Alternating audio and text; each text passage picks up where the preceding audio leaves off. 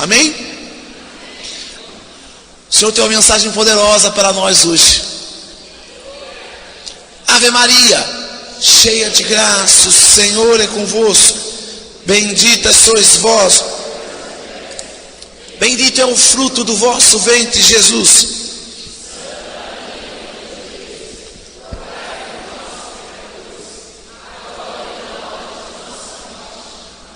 Peguem comigo o maravilhoso Evangelho de São João, capítulo 3, versículo 16.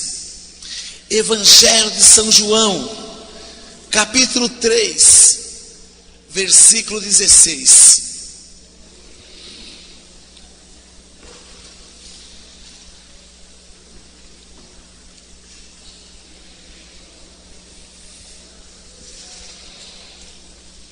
Esse versículo é um versículo extraordinário. Eu diria, esse versículo saiu, toda a Bíblia saiu do coração de Jesus. Mas esse versículo, podemos dizer, que saiu do coração de Jesus crucificado.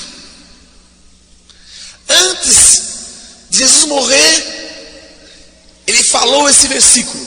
Olha só. Parecia que Jesus estava vendo o que ia acontecer com ele na cruz. É um dos versículos mais fortes da palavra de Deus. É o versículo mais pregado da Bíblia. Em 2000 anos de história, é o versículo mais pregado, mais comentado. Talvez o versículo mais profundo da palavra de Deus. Evangelho de São João, capítulo 3, versículo 16. Com efeito, de tal modo, Deus amou o mundo, que lhe deu seu Filho único, para que todo o que nele crê, não pereça, mas tenha a vida eterna. Vou ler de novo. Com efeito, de tal modo, Deus amou o mundo, que deu seu Filho único, para que todo que nele crê não pereça, mas tenha a vida eterna. Palavra da salvação.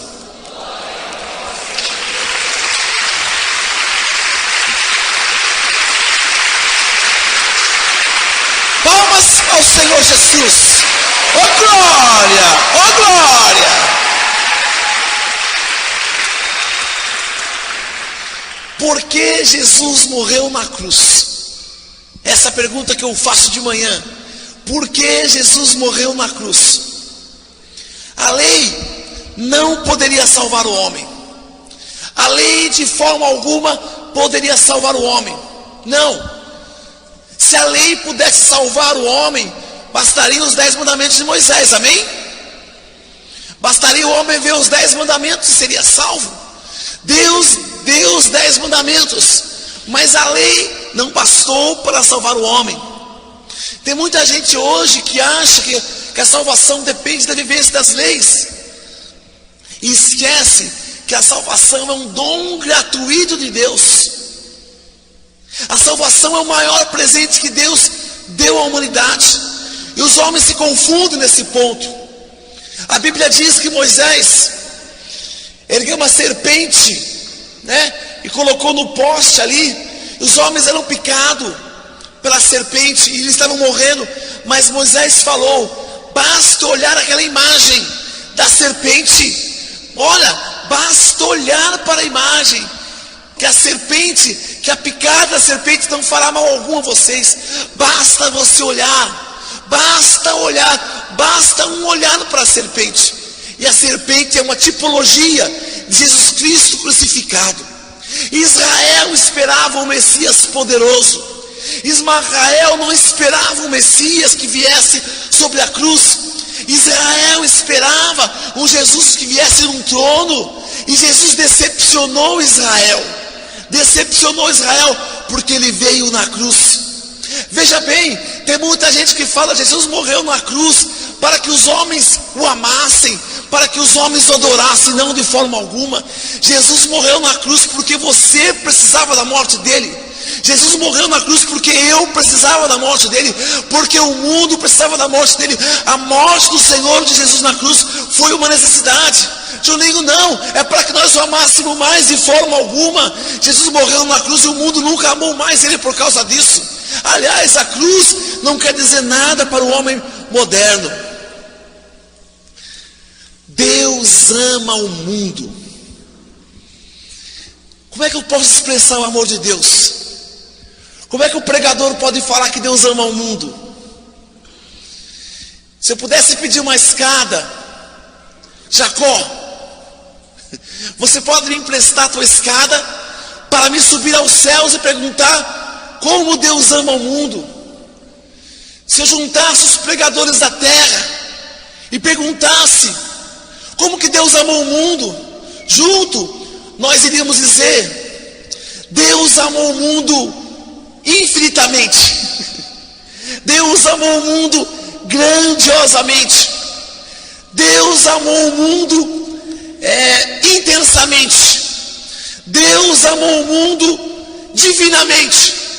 Deus amou o mundo supremamente. E mente iam falar tantos adjetivos.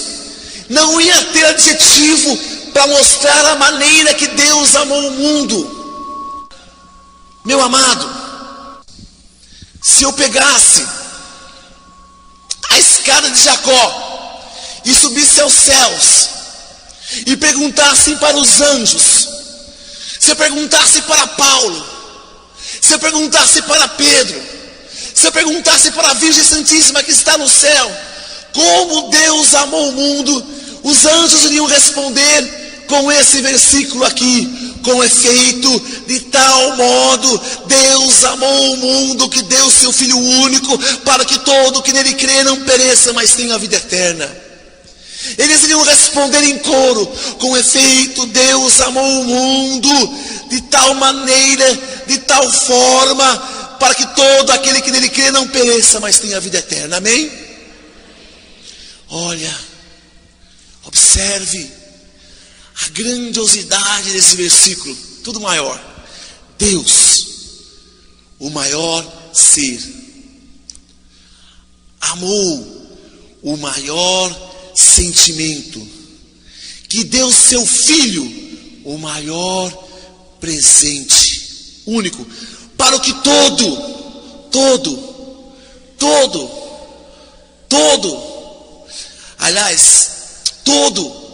o maior número de pessoas crer, a maior simplicidade, não pereça, a maior segurança, tenha a vida eterna, a maior promessa.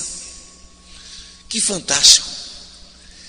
Deus amou o mundo que deu seu Filho único para que todo ele crê não pereça, mas tenha a vida eterna. Porque Deus não enviou o Filho ao mundo para condená-lo, mas para que o mundo seja salvo por ele. Vamos aplaudir essa palavra, é muito forte.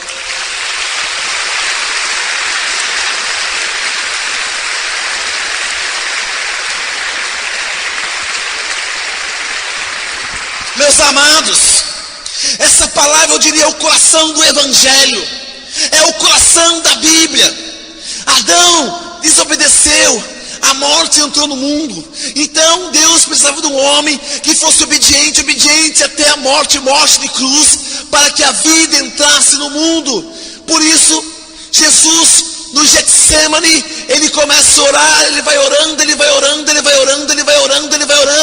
até que ele possa receber o fruto da redenção nas suas costas. Ele ora no Getsemane, ora,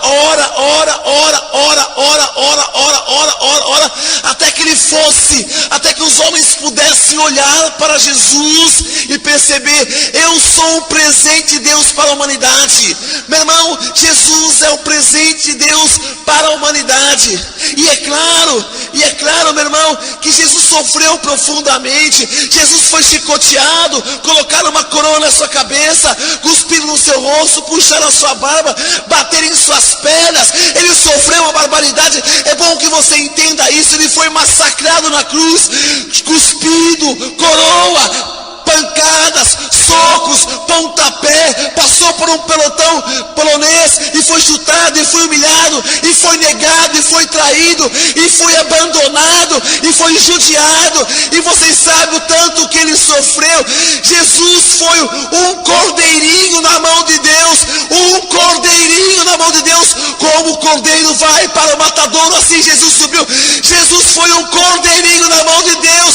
Ah, como o mundo depende desse cordeirinho. Ele é o Cordeiro de Deus. Ah, se nós pudéssemos fazer uma experiência e voltarmos 2000 anos atrás, para saber como é que estava o coração de Jesus lá na cruz. A gente tem uma tentação como pregador, de muito forte, de achar que Jesus amou tanto o mundo, por isso ele sofreu tanto. Então, como ele sofreu tanto, aí está o grau de amor de Jesus. Nós medimos o grau de amor que o Senhor tem para conosco, medindo o tamanho do sofrimento que ele tem. Mas eu orava e o Senhor falou forte ao meu coração: Juninho, eu amo muito mais você do que eu sofri na cruz. Falei: o que, Senhor? Juninho, eu amo muito mais a você do que eu sofri na cruz. Meus amados, o Senhor nos ama muito mais do tamanho do seu sofrimento que ele foi na cruz. Quando o Senhor morria na cruz, ele tinha algo na sua mente, ele tinha algo no seu coração. Ele queria salvar a humanidade dos seus pecados, ele queria arrancar a humanidade do jugo do demônio, ele queria arrancar a humanidade das drogas, ele queria arrancar a humanidade do álcool, ele queria arrancar a humanidade da prostituição. Aquilo que a lei foi inoperante, aquilo que a lei não pôde fazer, aquilo que as ordens de Deus não pôde fazer, aquilo que os 10 mandamentos não pôde fazer, Jesus fez na cruz. Aleluia! Você tem um Salvador, você tem um Redentor, e o nome dele é Jesus de Nazaré.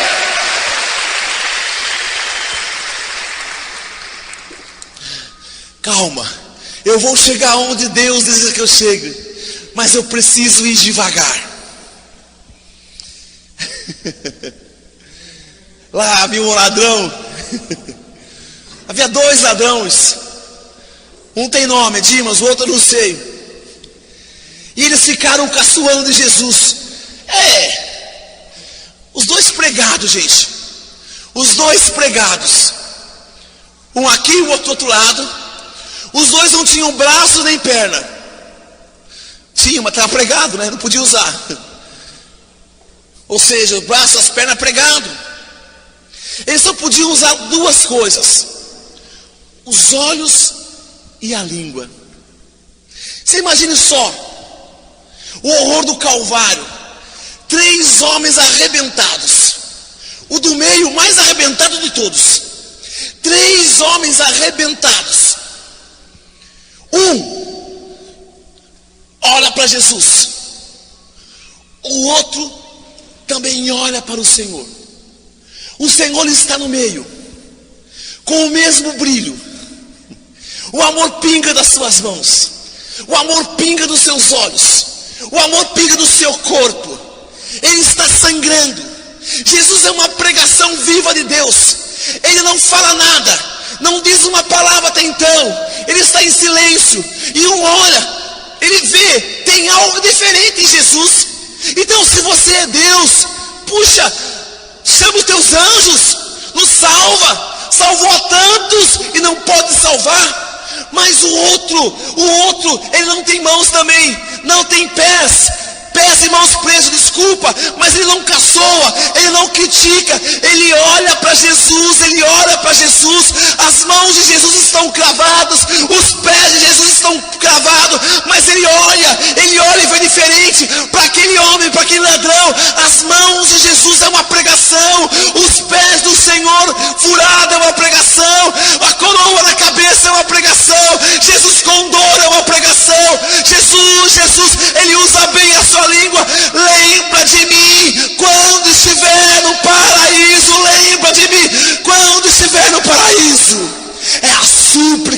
pecador. Jesus tinha fome das duas almas. Uma foi para o céu e a outra se perdeu para sempre. Para sempre. Eu quero falar desse ladrão aqui, tão próximo da salvação, tão próximo da salvação e tão longe da salvação, tão próximo de Jesus e tão longe. Os dois criminosos estavam corrompidos pelo pecado. Os dois estavam sentenciados à morte. Os dois estavam desfigurados. Um foi para o inferno, mas o outro que olhou para Jesus, morreu um bandido. O que o chicote não fez com aquele homem, aquele bandido foi chicoteado, foi cuspido, escarnecido, humilhado, mas o chicote, a lei, não mudou ele de vida. Mas Jesus olhou para ele e ele foi salvo. Ele morreu um pecador, mas acordou no céu como santo, lavado pelo sangue do Cordeiro. Jesus pode fazer isso pelo mundo.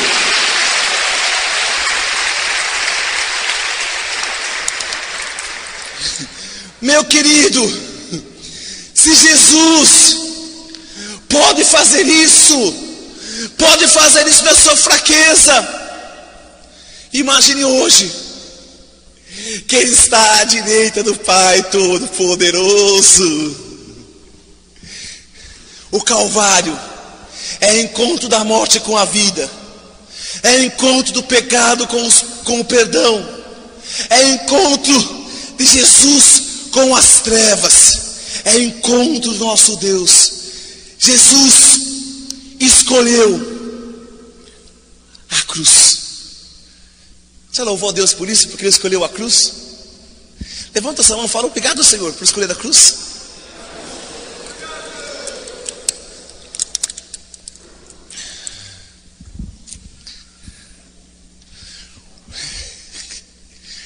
O que estava no coração de Jesus na hora da cruz?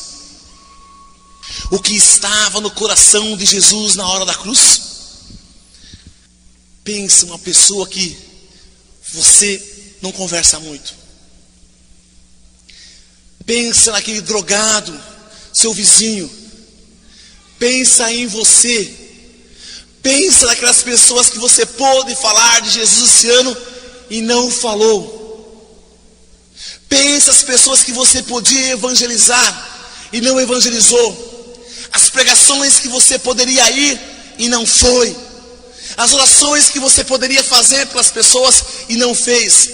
Jesus morreu na cruz para que todo homem tivesse acesso à salvação, tivesse acesso a Ele. Calvário, Calvário, Calvário, Calvário. Meu querido irmão, nós precisamos passar pelo Calvário nessa manhã.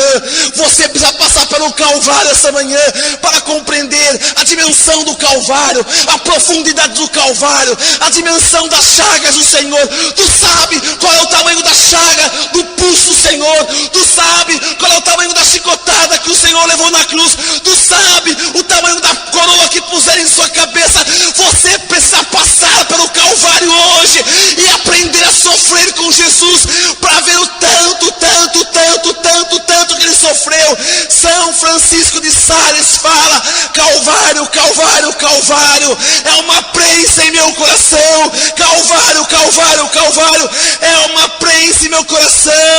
Jesus grita na cruz: porque o mundo não me abraça, porque o mundo não me abraça. Tenho fome de almas, tenho fome de almas, tenho fome de almas, porque o mundo não me abraça, porque não falam de mim, não falam de mim, não falam de mim. Meu irmão, Calvário é Jesus morrendo na cruz, é o amor, o amor, o amor. Calvário é loucura do amor. Dignidade, Ele perdeu a dignidade no Calvário. Ele foi humilhado ao extremo. Na cruz, Ele estava louco de amor. Na cruz, Ele estava louco de amor. Você sabe o que as chagas significam? Você devia olhar para as chagas e falar: as chagas me ferem, as chagas me ferem, as chagas me ferem, as chagas me constrangem. Meu irmão, as chagas me ferem, me constrangem. Eu preciso fazer alguma coisa, eu tenho que fazer algo.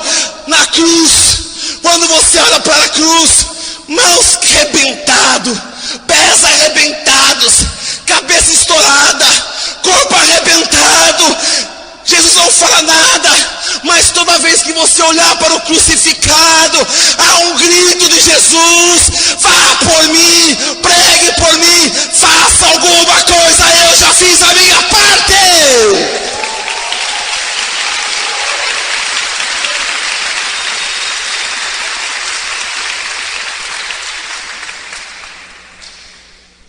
Ele não deixou roupas. Onde está a herança do Senhor? Ele não deixou roupas. Não deixou herança. A única coisa que ele deixou, a única coisa que Jesus deixou, foi o Calvário. E no Calvário, Jesus está sempre gritando. Ele olha aquele estrupador que estrupou uma menina de 2 anos, que é um bandido, que é um sem vergonha, que não vale nada, que muitos cristãos falam que ele deve ter pena de morte. Ele olha para aquele bandido, para aquele estrupador, ele grita do Calvário: eu morri por ele, Pai, eu derramei meu sangue por ele. Pai, quem vai falar? Quem vai por mim falar para aquele bandido que eu morri por ele? Quem vai falar para aquele drogado que eu morri por ele? Meu irmão, Jesus nos chama a ser realmente homens que têm o coração dele. Jesus tinha fome de almas, fome de almas. É preciso que haja um avivamento hoje sim.